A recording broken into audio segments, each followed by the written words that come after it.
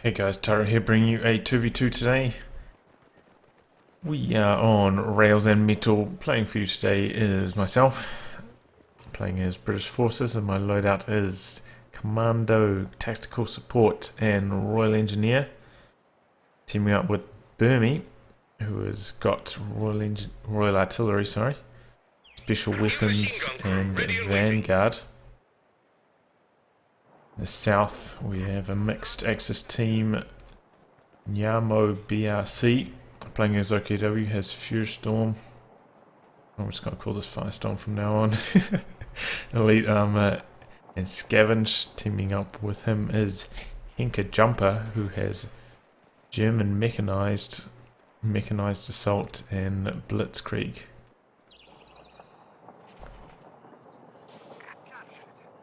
So yeah, in terms of ranks, me and Burmie unranked. We play a lot of threes together, and our threes team's really highly ranked, but as a twos team we are not ranked.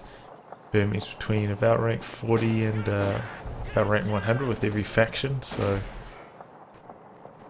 very good player, better than me. And going with double Brits, we're up against about, these guys were about rank 120 Axis team. Should be a good one. Honestly, after a bit more experimenting after this game, I don't think double British is a particularly good idea for twos. A new infantry section is ready for battle. So I go for the early bolster here.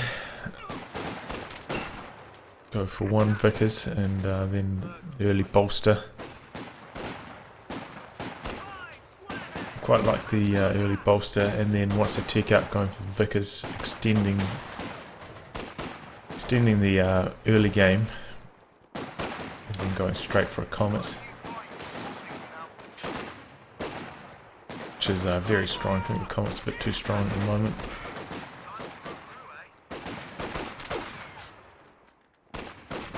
So first couple of engagements going on here, battle for this garrison. I didn't really come over to help that much. I knew that there was a sniper around, so I didn't really want to move my machine gun from here and open it up to sniper fire too much. But it doesn't really matter, we've gained control of the entire section of our side of the map, so I can afford to be a bit defensive here. Move my Vickers into this garrison. Obviously snipers chance to miss firing at garrisons, and because machine guns can actually shoot slightly further than the arc suggests, it's rather unsafe for snipers to actually snipe on buildings, because the Vickers can get a burst off on it, as you see there, which can connect and can kill your sniper if you're unlucky. So that is something to keep in mind. Sniping at buildings is not just against machine guns, it's just not very safe. So Axis setting up a stronghold over here, pretty much standard what Axis do in this south position. Mixed Axis, they usually put their truck around here somewhere and then set up shop around here. And the main problem with double Brits is indirect fire clearing garrisons. Like, it's I mean, you've got the mortar pit, which is, I mean, strong, but it's very vulnerable to just being destroyed, and at 400 manpower, losing it's so costly. It's not like you can just pack it up and retreat like you can with, say, the heavy mortar, which comes at a similar manpower investment cost, but you can just easily retreat it. In fact, easily retreat it compared to other mortars. You only need one man.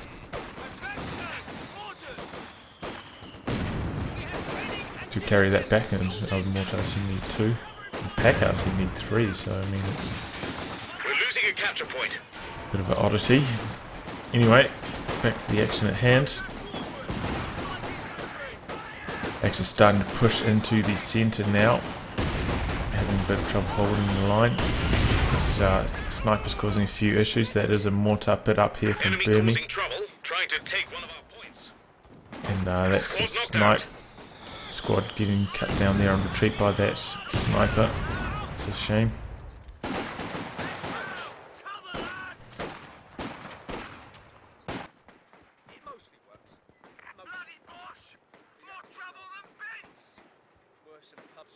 So yeah, this was earlier on, this game, earlier on in this patch. So right now I should have had the weapons upgrade already ticked. So after this first retreat, I could start picking up some Vickers, and then once you come back from that first retreat, you got those Vickers, and then you're very, very strong. Match it up against any squad. Particularly good, I think, that strategy against OKW and ones. They really have no answer to infantry sections with Vickers. They of course can go for the infantry support gun, but just in a head-to-head infantry fight, until they get obers, they really don't stand a chance.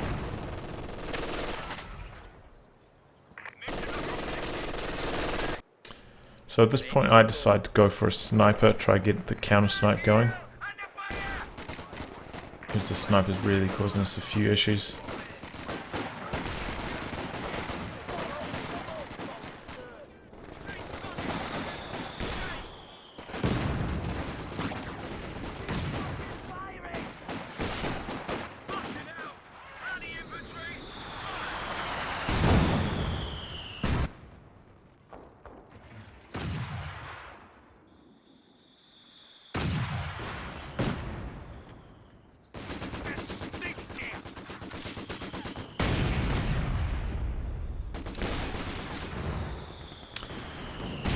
So they're actually starting to invest in quite a bit of indirect fire here. We got an infantry support gun and mortar. I think they add a second infantry support gun later on. Luckily though, they haven't decided to push Burmie's mortar pit. They've been too focused trying to capture all our resource sectors, so they haven't made a push on that yet. Which is good, because this thing is just so vulnerable, you know. Once its brace wears off, just toss a incendiary grenade on it, it's pretty much dead from there.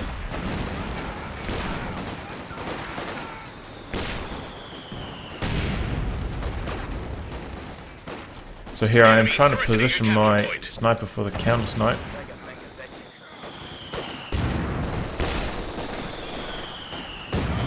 And I'm trying to bait him here with these infantry sections.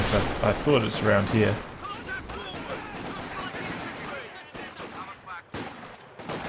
He's backing away to safety, unfortunately.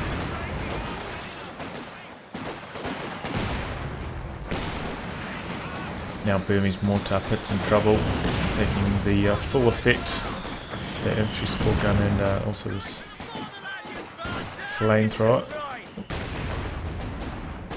And I decide I just can't afford to wait any longer with my sniper to just go for the counter sniper. I have to start shooting some squads, otherwise I'm just not going to get my values worth here. I just need its firepower to win this engagement.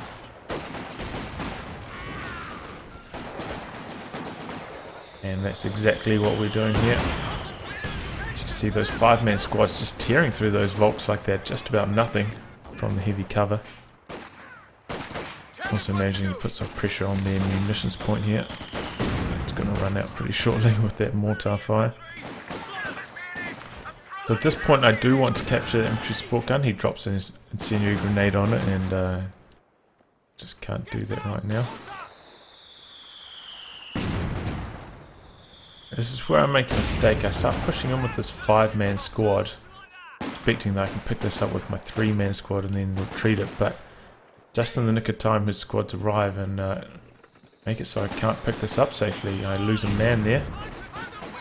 And now I can't pick this up without losing my squad, so that's a big issue there for me. I chase down a sniper, almost kill it. I mean, look at that. Gets away on the tiniest amount of health. So now I'm trying to protect this gun from him recrewing it, hoping to get a few kills here with my sniper. Because they're backing me up. Oh, when I get Shrek sniped, and I was raging hard right now. Oh my god.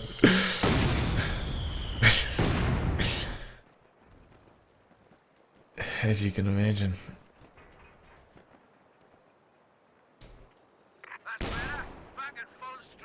After after a sniper getting away on that tiny sliver of health, and then mine dying to a Shrek snipe against a suppressed squad, I was very angry.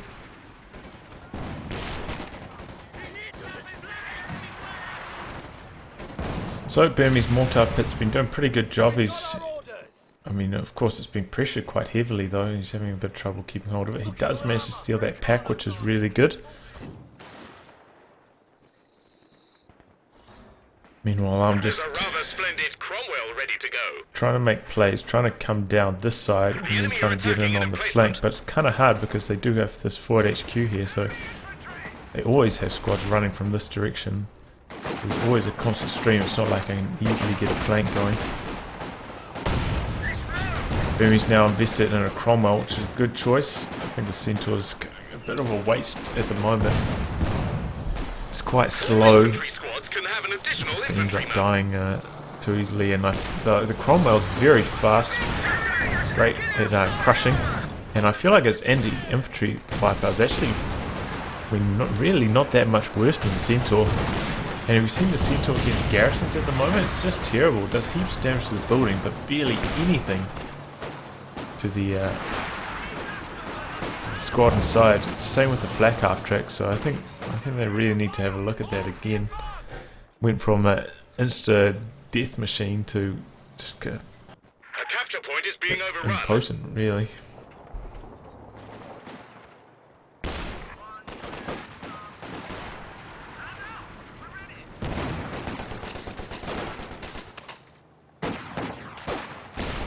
So I want to try and keep hold of this mortar pit if we can.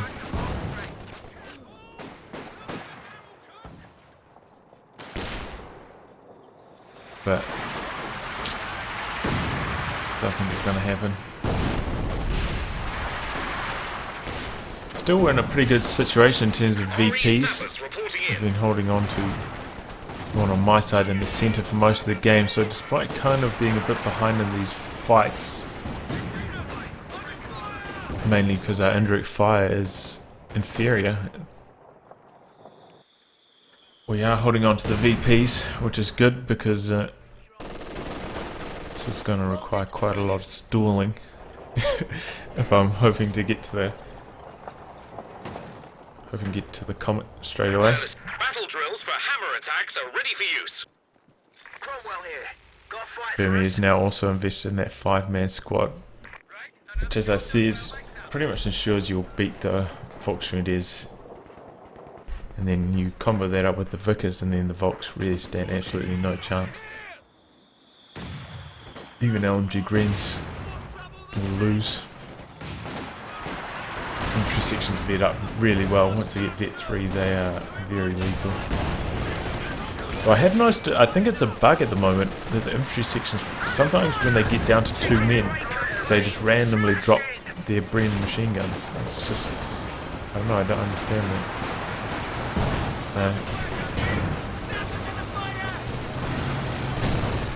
I think I've been saying Vickers has said Bren sometimes. I apologise.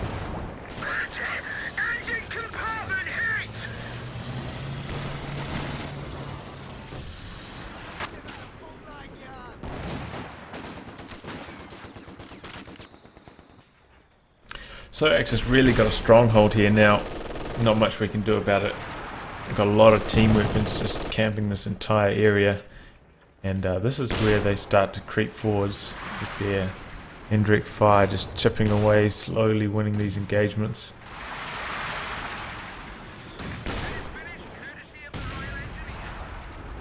This is where we're just stalling for time here while I try and get to my comet. Pretty close though. We have ticked up all the way to Hammer, and just 30 fuel away from the comet now. What you do is you try and just vet your comet up to vet 1, where you get the white phosphorus rounds, and then you just start picking away with those white phosphorus rounds. Use that as your main form of indirect fire.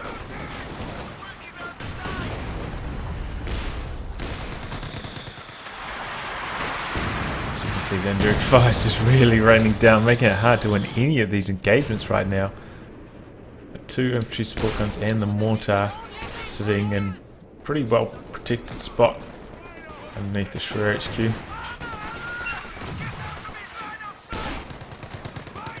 Hence we're going to try find avenues of opportunity down the side here, and we have been holding on to both these munitions points pretty effectively.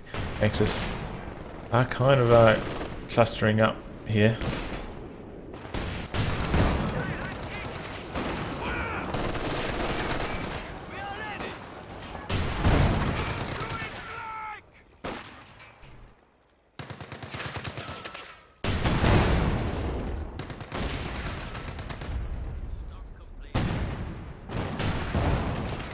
Burmie's feeling bold. Makes a play for the just the medic truck. Kind of more of a distraction play than anything else while we try to stall for comments. So I have gone for tactical support. People have been requesting a replay with this. That's the main reason why I'm casting this. They need to see what this tactical support's all about. Using that command vehicle, as we know, this is usually used on universal carriers, and this is where I'm a bit slack, honestly. I feel like I need to get a universal carrier with this, which really synergizes well with the artillery cover. What you can do with the UC is you can bring in those planes, allowing you to put the artillery cover in the exact right spot, and then make a push on one of these trucks. That's the general way things go. Because once the artillery covers down a good spot, if they enter it, they're gonna die. Incredibly strong ability. You'll get to see that later in the game. These field recovery engineers, 450 gives you 2. They can salvage. The salvage isn't as strong as, say, the tank hunter tactics doctrine for Soviets. If I had to guess, I mean, it does vary depending on what vehicle you're salvaging, and actually I couldn't seem to salvage Comet wrecks for some reason. Maybe I need to report that as a bug. But it seems to give you maybe about 60 manpower, if I had to guess. About 15 fuel for salvaging a tank. Something in that region. As I said, I think it depends on what you're salvaging. So yeah, it's and the problem with these engineers is they cannot place mines either. So good in some ways, bad in others. But they also do synergize quite well with the artillery cover, because you can drop that and these throw out flares so to show wrecks. So if there are any wrecks near their base, it will flare up, so that can allow you to drop the artillery cover. So it's another way of getting a good artillery cover in. Use that ability, and they are very good for repairing. So Comet's on the field. I'll square up against this Panther.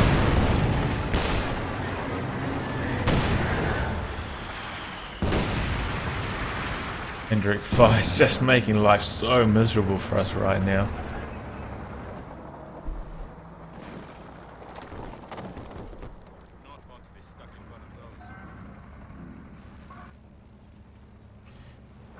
As you can see, I've saved up a hell of a lot of munitions. As I was talking about earlier, we did have both munitions controlled for most of the game, so despite upgrading, I mean, quite a lot of Gs, still have heaps of munitions in the bank.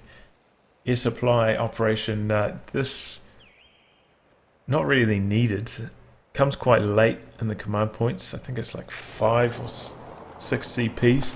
So maybe if you'd lost some of your team weapons, this would be a good idea, but otherwise it's not really worth it.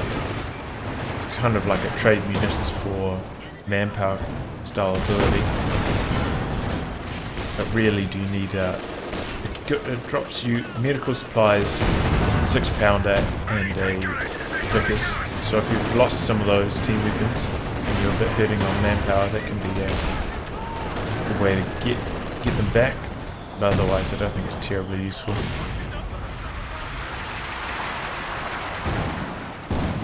So here we are, just trading shots with the Panther. It was a very... There's a lot of AT sitting right around here. Also now a Panzerwerfer for Henka. Burmie's trying to set up another mortar pit over here. Got a pack supporting it as well. So, just hit the 10 CP ticket. So this is about the time you want to make a push. I've also put down a cache or two. Blowing a bit of manpower.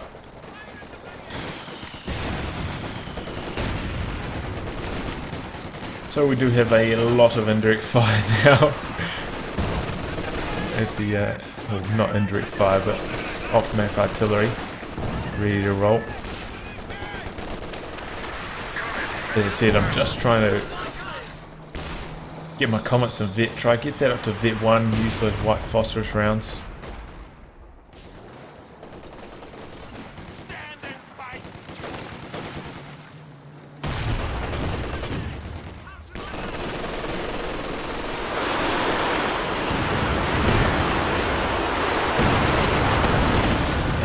There goes that. Look out! They're trying to flank us. There goes that mortar pit and pack.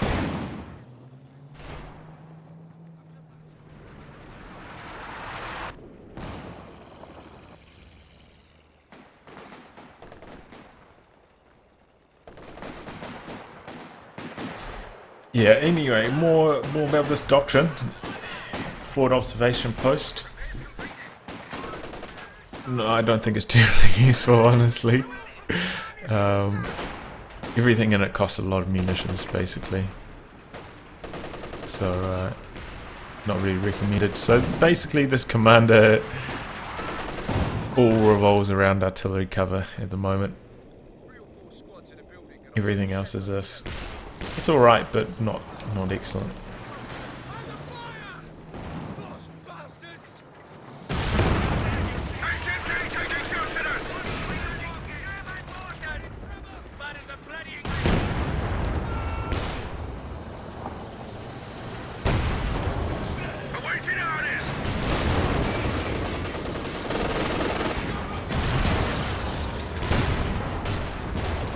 So we're trading a few shots here once again, just trying to gain some adherence here on this comet.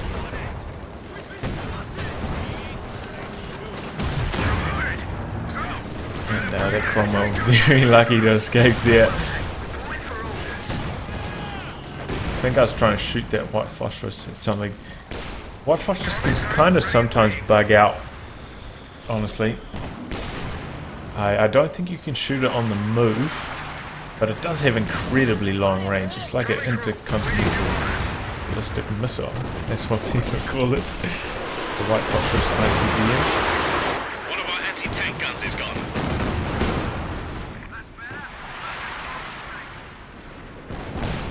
Very strong ability, and only 20 munitions. Really, just so good.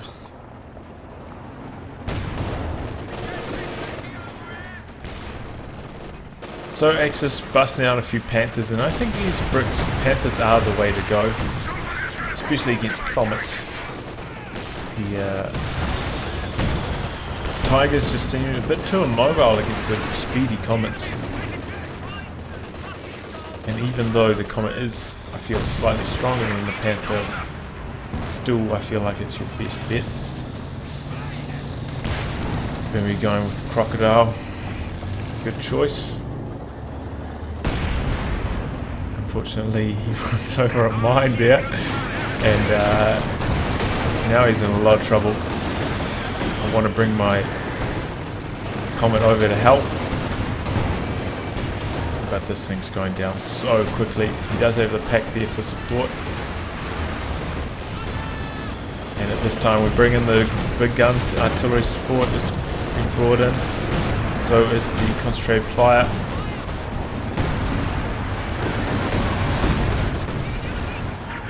And wipes both those packs. Basically railway artillery. You see the concentrated fire is damaging this engine here, and it's mobilizing the turret. And down goes the Panther. You see it's suppressing all this stuff.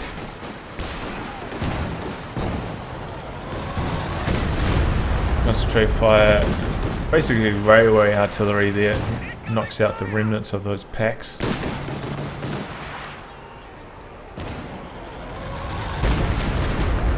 So a pretty crazy engagement there. I believe both the Panthers went down. Yeah, both the Panthers went down there. Lost the crocodile though, which is a issue. Did Burmie lose his... No, Burmie still has the pack. And I still have my comets. In fact, I've got a second one now, just fresh on the field. Try and chase down these snipers. There were two snipers over here, already killed one. At this point I decided to just go deep. Figure, I don't know if there's still any Panthers. I know we killed at least one. Don't know if there's a second one, but so it's just worth it. These things have been bleeding us so hard all game. This one's up to 40 kills. Almost worth losing a comet just to kill those damn snipers. And that is a Stern Tiger now for BBC. Stern Tiger's, honestly, I think it's pretty damn good. The signal relay, very useful. It allows you to see where your opponent's armor is on the map. Maybe, I mean, if it wasn't an OKW and faction typically strapped for munitions, this would be very overpowered. And of course the Stern Tiger, very, very strong. Unfortunately, I run over a telemine over here. Drop the smoke. Bring the other comet over for some backup, but I'm gonna lose this. Trying to shoot that white phosphorus at this clump. Accidentally hit the Stern Tiger there. On its way through. And the Axis have managed to pull this back to pretty much level pegging in terms of VPs. That indirect fire creep just making it really hard for us to gain ground without losing heaps of squads.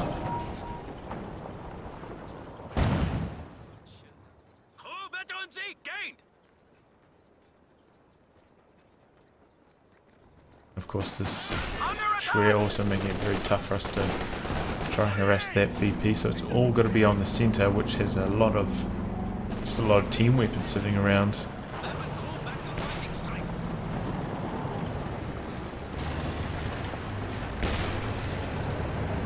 So at this point, I'm going for another comet, but after that second comet arrives, I should be getting the universal carrier to put the command vehicle on, so I can scout for my artillery cover with the recon planes on that command vehicle.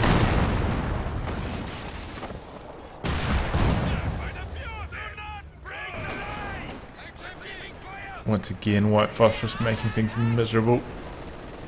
Force and retreat.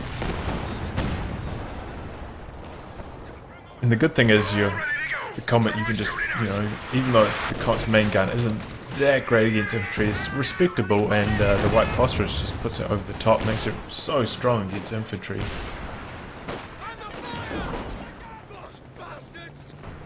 You can easily bounce pack shots off the front as well. It's just a real nightmare for the Axis.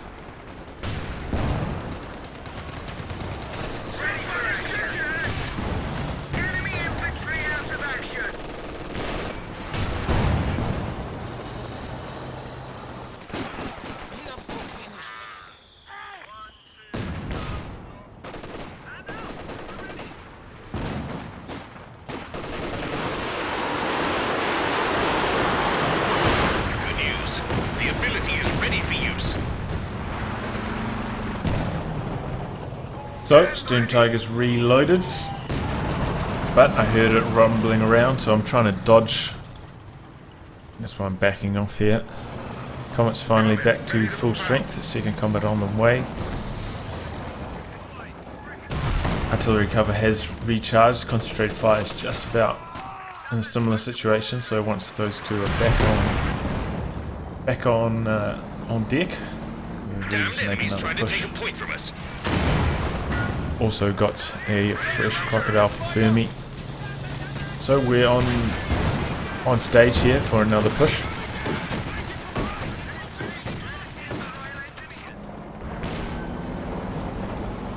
And this is where BRC's making a few mistakes. He's just exposing his Storm Tiger to a bit too much comet fire here.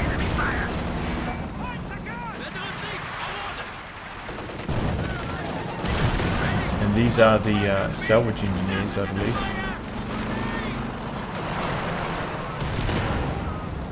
Guess I called them in. Did lose quite a lot of infantry.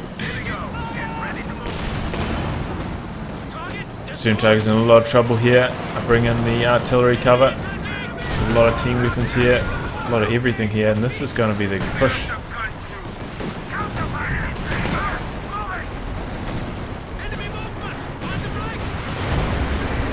Down goes the Storm Tiger.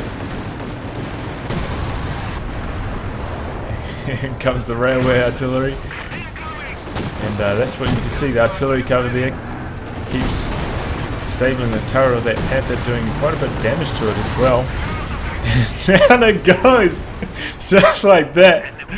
Lucky railway artillery shell finishes the job on that Panther.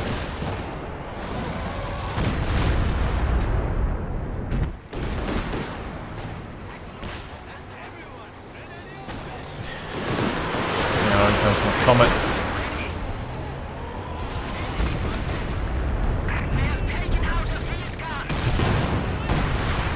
Going in for the IR searchlight, that's going down fast. Down goes the mortar. Now I've got Vet 3 starting to throw grenades out of the Comet by default. I mean, what were they thinking? This thing is so strong.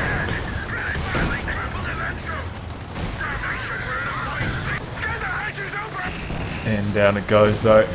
The enemy have knocked out a comet Got a tank. bit too cocky there. Doesn't really matter. Crocodile running straight in from the side and end up surrendering.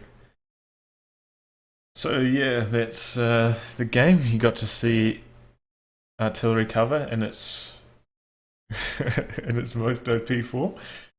I think. Oh, one thing I forgot to mention is when you're making a push with artillery cover, don't get your tanks too close to the opponent's tanks, because those shells will also stun and damage your own tanks. So that's one thing to keep in mind when using artillery cover. Don't get too close to their tanks, because they'll end up biting you and they're behind. What else? And yeah, I personally don't really recommend double Brits. Twos, as I mentioned, they have a bit of trouble when it comes to indirect fire, and you got to see that. I mean, even though, yeah, you got to see that Burmie trying to put up those mortar pits, but they keep getting pushed and destroyed, especially in twos. It can be very hard to keep those things alive. And yeah, I'll wrap on that, guys. If you like your game to be cast by me, details in the video description below. Otherwise, I'll catch you all for the next thrilling installment. Goodbye and good